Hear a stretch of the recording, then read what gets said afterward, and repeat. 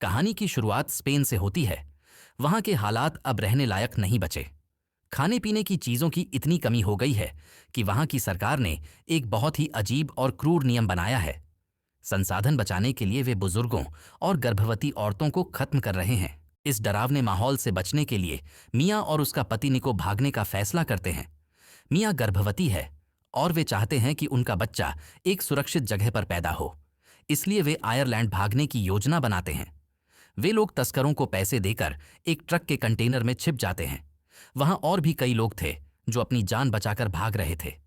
सब कुछ योजना के हिसाब से चल रहा था, लेकिन तभी तस्कर ट्रक को रोकते हैं। वे कहते हैं कि ट्रक में वजन ज्यादा हो गया है। न चाहते हुए भी वे जबरदस्ती निको को ट्रक से उतारकर दूसरे कंटेनर में डाल देते हैं। मिया चिल्लाती रह जाती है, लेकिन वह कुछ नहीं कर पाती। निको उससे वादा करता है कि वह आयरलैंड में उससे मिलेगा, पर मिया को अंदर ही अंदर डर लग रहा था कि शायद यह उनकी आखिरी मुलाकात हो। रास्ते में एक सैन्य जांच चौकी आती है। यह दृश्य बहुत तनाव वाला है। सैनिक दरवाजा खोलते हैं और बजाय लोगों को बाहर निकालने के, वे सीधे अंदर गोलियां चलाना शुरू कर देते हैं। मिया कंटेनर के पिछले हिस्से में थी। वह जल्दी से कुछ लकड़ी के बक्सों के ऊपर चढ़कर छिप जाती है। कंटेनर के अंदर सन्नाटा छा जाता है। सैनिक टॉर्च मारकर जांच करते हैं, लेकिन उन्हें मिया दिखाई नहीं देती। उन्हें लगता है सब मारे गए और वे कंटेनर का दरवाजा बंद कर देते हैं। मिया बच तो गई थी, लेकिन अब वह लाशों के बीच बिल्कुल अकेली थी। अगली सुबह कंटेनर को बंदरगाह पर लाया जाता है और एक बड़े मालवाहक जहाज पर लाद दिया जाता है। मिया अभी भी अंदर छिपी हुई है, बिना आवाज किए। रात होती है और समंदर में तूफान आ जाता है। जहाज बुरी तरह हिलने लगता है। तूफान इतना तेज था कि कप्तान आदेश देता है कि जहाज का वजन कम किया जाए, या शायद लहरों की वजह से ही। कुछ कंटेनर जहाज से फिसलकर सीधे गहरे समंदर में गिर जाते हैं। उनमें से एक कंटेनर मिया का भी था। गिरने की आवाज बहुत तेज होती है। मिया बुरी तरह टकराती है और बेहोश हो जाती है। जब उसकी आंख खुलती है तो उसे महसूस होता है कि कंटेनर पानी पर तैर रहा है और नीचे से धीरे धीरे पानी अंदर आ रहा है। मिया सबसे पहले अपना फोन देखती है, लेकिन नेटवर्क नहीं था। अब वह देखती है कि जिंदा रहने के लिए उसके पास क्या सामान बचा है। उस कंटेनर में ज्यादा कुछ नहीं था, बस कुछ टपरवेयर के डिब्बे, ईयरफोन, हुडीज और एक वोदका की बोतल थी। सबसे बड़ी परेशानी यह थी कि कंटेनर में गोलियों की वजह से छेद हो गए थे, जिनसे पानी अंदर आ रहा था। मिया जानती थी कि अगर पानी नहीं रोका तो वह डूब जाएगी। वह डक्ट टेप और वहां पड़े प्लास्टिक से उन छेदों को बंद करने की कोशिश करती है। यह उसकी पहली जीत थी, लेकिन असली इम्तिहान अभी बाकी था। अगली रात मौसम और खराब हो जाता है। कंटेनर पानी में हिचकोले खा रहा था। इसी वक्त मिया को प्रसव पीड़ा शुरू हो जाती है।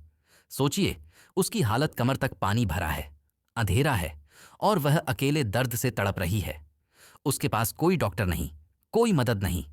लेकिन मिया हिम्मत नहीं हारती। वह अकेले ही अपनी बच्ची को जन्म देती है। एक प्यारी सी लड़की पैदा होती है जिसका नाम वह नोआ रखती है। अब एक नई मुसीबत थी, गर्भनाल कैसे काटे।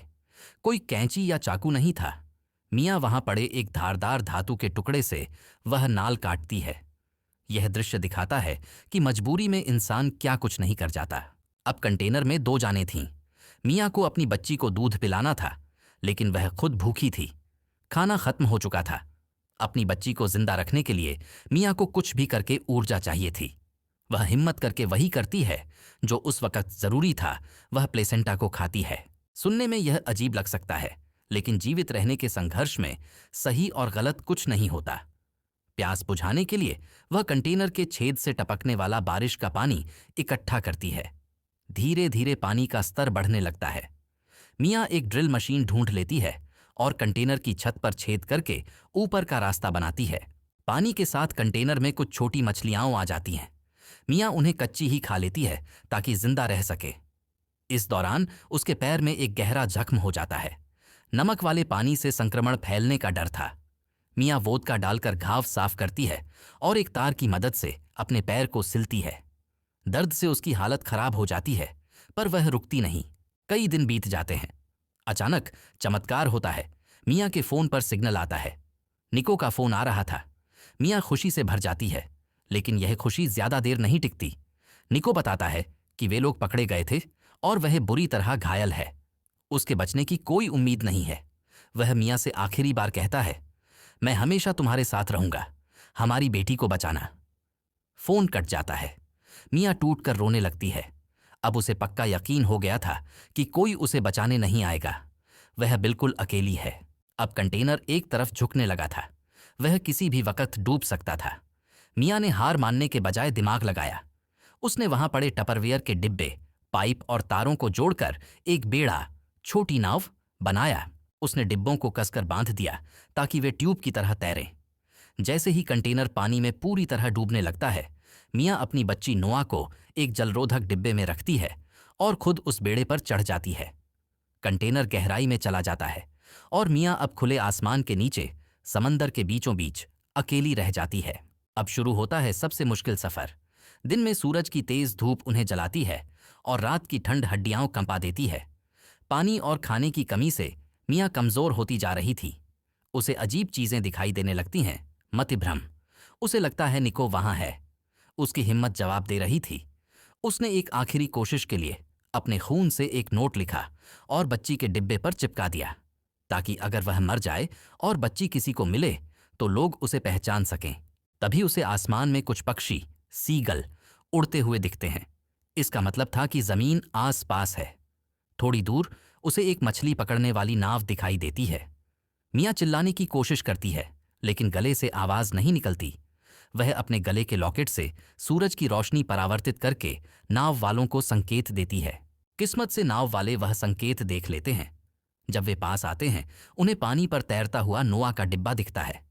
वे बच्ची को निकाल लेते हैं। बच्ची सुरक्षित थी, लेकिन मियाँ वहां नहीं थी। तभी उन्हें एक रस्सी दिखती है जो पानी के अंदर जा रही थी। मियाँ ने खुद को बेड़े से बांध लिया था ताकि अगर वह बेहोश हो जाए तो बह न जाए। मछुआरे जल्दी से रस्सी खींचकर मियाँ को ऊपर लाते हैं। वह पूरी नीली पड़ चुकी थी, सांस रुक चुकी थी। वे लोग उसे सीपीआर देना शुरू करते हैं। 1 सेकंड, 2 सेकंड, काफी देर तक कोई हरकत नहीं होती। ऐसा लगता है कि शायद हमने उसे खो दिया। लेकिन तभी मियाँ के मुंह से पानी निकलता है और वह एक लंबी सांस लेती है। उसकी आंखें खुलती हैं और सबसे पहले वह अपनी बच्ची को ढूंढती है। जब वह नोआ को सही सलामत देखती है, तब जाकर उसे सुकून मिलता है। फिल्म के अंत में हम देखते हैं कि मियाँ और नोआ आयरलैंड के किनारे पर पहुंच गए हैं। जिस मकसद के लिए वे निकले थे वह पूरा हुआ। निको भले ही उनके साथ नहीं था, लेकिन उसकी यादें और उसकी बेटी अब सुरक्षित थे। मियाँ ने साबित कर दिया कि इंसान की इच्छा शक्ति के आगे समंदर भी हार मान लेता है। तो दोस्तों, यह कहानी हमें सिखाती है कि जब तक सांस है तब तक उम्मीद नहीं छोड़नी चाहिए। चाहे हालात कितने भी खराब क्यों ना हो, लड़ना जरूरी है। आपको यह कहानी कैसी लगी? अगर आपको यह कहानी पसंद आई हो तो वीडियो को लाइक करें और चैनल को सब्सक्राइब करें। मिलते हैं अगली वीडियो में। तब तक के लिए अलविदा।